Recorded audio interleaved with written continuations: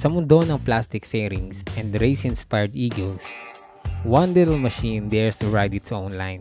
Ito ang Yamaha XSR 155, ang baby ng XSR family. But don't let its size fool you. Itong lightweight neo-retro ay hindi lang looker. Ito ay blank canvas begging for rebellion. Born from Yamaha's sport heritage, the XSR 155 ay blend ng nakaraan at engineering ng kasalukuyan. Kaya nandito tayo ngayon para ipakita ang isang custom XSR 155. But this one is different. Gusto ng owner ng custom kits para sa bike niya, pero stock chassis pa rin and handcrafted aluminum materials. Tara, let's take a closer look to this Yamaha XSR 155. When it's one of them days, everything go your way and your soundtrack plays like when the good time stays and it's not just a phase, you can feel the level raise like when the sun rays break the haze and the light just blaze and it tastes like. What's up guys? Ito yung XSR na pinost natin and gagawin lang natin siya ng walk around. Kasama yung owner na si Roel, yan, from Kamanava tsaka Metro Boys. Ang builder pala nito is shoutout natin. Yun yung gawa niya. Yan, isa yan sa mga project niya. Ito yung garage niya, si Custom Golden Hand, si Boss Ron. So sa ngayon, i-explain sa atin ni Brother Ruel.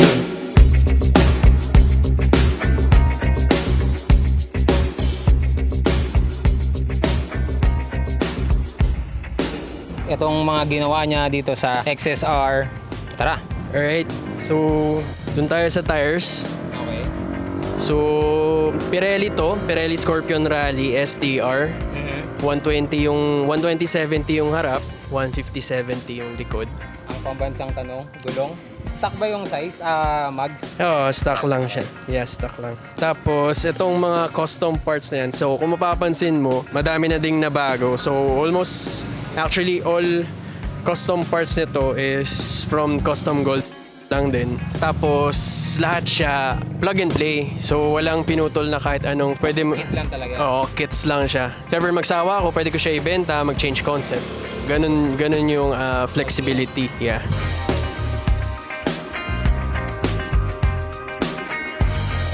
So, itong fender, custom golden hand siya. Yung inspiration nito is from the Triumph Scrambler 400X.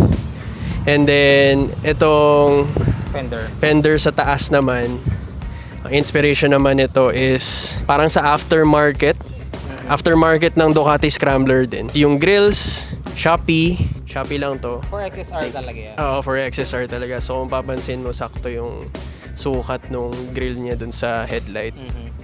Then yung visor is custom made din ni Custom Golden Hands. Yeah.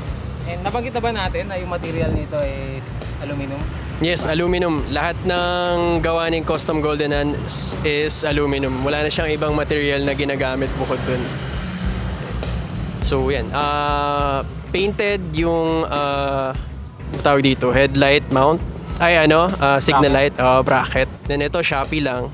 And then, pinatune ko na din tong front fork pala sa AV Moto dito sa Caloocan. Bakit ba pinatune?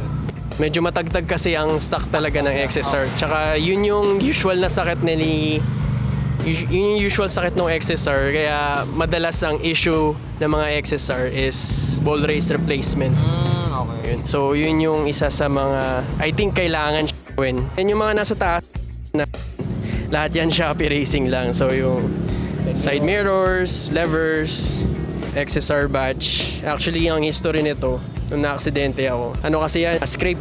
Oo, ubus yan. So, makakabili ka naman ito sa Shopee. Naglagay tayo ng lifter kasi, riser kasi medyo mababa talaga yung stock handlebar. O naglagay tayo ng riser dyan. Tapos lahat ng wires na to, itong mga may balot kung nakikita nyo, pinutol yan lahat kasi hindi talaga aabot. So, dinuktungan lang. Duktong lang. Oo. Paano yung mga clutch cable? Yung clutch cable, kailangan mo din palitan ng para sa barako. O sa kay barako. Yeah, oo. Throttle cable, universal din naman, okay lang, di ba? Oo, okay lang din yun.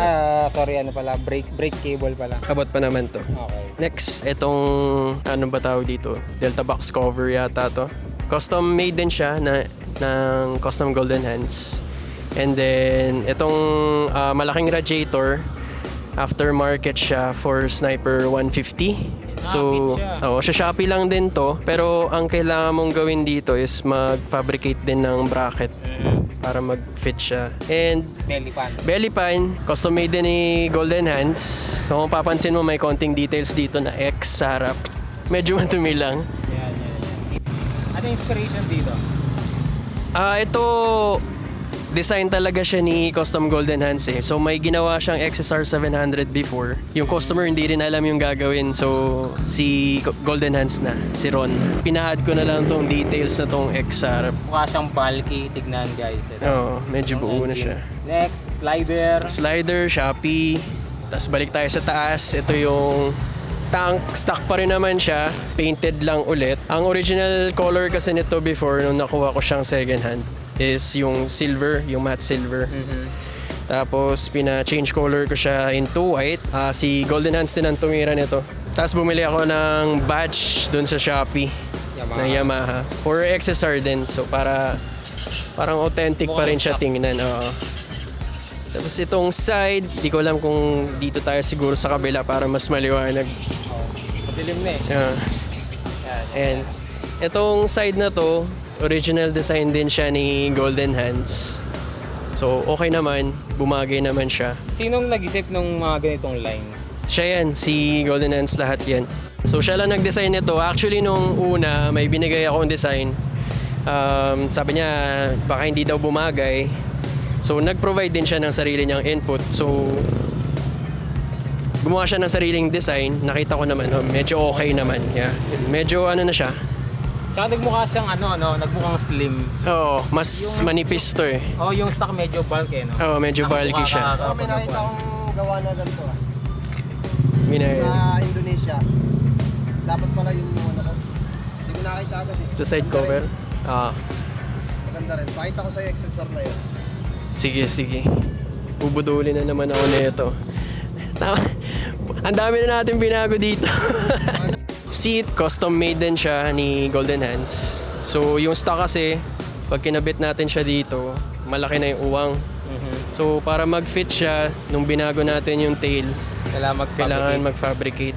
Aluminum yung base niyan, tapos tapal lang ng foam. Tsaka mas manipis to, no? Oo, mas manipis. Tapos ito, aftermarket, adjustable monoshock ng Race Power. Nakuha ko rin siya sa AV Moto, so sinabay ko yung tuning nung forks dun sa harap, tsaka yung installation nito. Yung ba yung nagpapagawa nila B1? Oo, Oo, parang nakita ko lagi yung reels nila dun eh. yun. Tapos yung aftermarket exhaust, Orion, Ara muffler. Dito na tayo sa tail. So, ito yung Pinakagusto kong part. tail part na pinagawa natin sa Custom Golden Hands din. Sa ating ilaw. Aluminum din. Yun, no? Yan. Pundi lang na yung iba. Pero yan siya. Actually, madami ding natutuwa dito sa mga comments. Ang slick. Yeah. Anong inspiration nyo sa design na to? Ito, inspiration nito from XSR Indonesia din eh. So may ginawa silang parang similar to this. Pero mas mahaba lang to kasi mayroon siyang rack dito. Ito, hindi ko na pinalagyan ng rack kasi nag-aangkas din ako paminsan. Yun. Yan. Tapos, Minsan. paminsan lang. Yung tail tidy, XSR, sa Shopee lang din yun.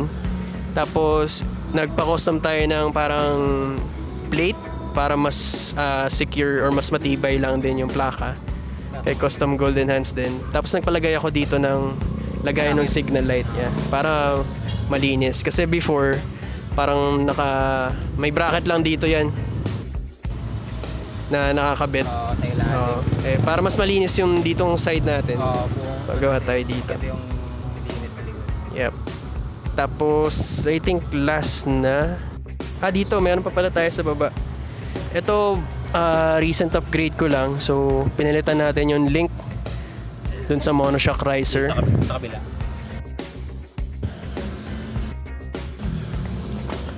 Yun. So, dito, pinalitan natin yung link dun sa monoshock riser. para mas tumaas siya. So I think additional 2 inch yung taas. So tumaas yung motor. So buo pala yun kapag nag-increase ka talaga. Buo. Sino tumira niyan? Ano lang to? Mabibili mo lang din sa Shopee. Tapos papakabit mo Oo, na lang. papakabit mo lang. Nagpalit tayo ng sprocket size. So sabay ito yung kadena, front tsaka rear sprocket. Ang sukat is 1451. 1451. Kasi mararamdaman mo din yung bigat nung gulong pag nagpalit ka from stock. Ano ba yung stock? 1448. Okay. Yeah. Pero yung stock na gulong niya kasi parang 110 tapos 140 lang. Ito, To 120, 150. Oh, yung So, bigat niya. ramdam yung bigat. So, Ito stock to, di ba? stock pa rin to. Ito, Ano ng cover ng ano eh. rear. XSR 150. Ayun. Medyo madumi lang guys, para hardcore tignan. Medyo maulan kasi ng mga nakaraang araw. Pakita natin yung consumption sa mga gustong Yun. sa mga gustong bumili ng XSR. Matipid talaga kasi siya sa gas. So, ang last reading na is 46.1. Walwal pa yun. Oo, kupal ka pa nun mag-drive. Usually, parang nagpi-50. Oo. Power tapos gas consumption, nandun pa rin. Tipid pa rin. Okay siya. Big bike feels na budget friendly in terms of fuel consumption. Maintenance, wala naman akong naging problema dito. Change oil lang regularly, tsaka linis ng chain. Clutch lining, stock pa rin. Pa rin. Yung lining, same pa rin. Wala pa akong binabago sa engine na kahit Ilan ang ano. odo nito? 18. Ay, 18. Tama, 18. Sulit na. Ayan, 18537. So, wala pa naman siya napakitang kahit anong sign ng malaking problema. Yun. I-reveal mo ba yung ginastos mo? Hindi ko na maalala eh. Basta masaya ka sa motor mo, okay na yun. Tapos kung gusto nyo magpa-custom, ayan. Yeah, dun sa Golden Ends. Ayun o. Kaya si Brother Ron. Okay siya dyan. Madali siya kausap.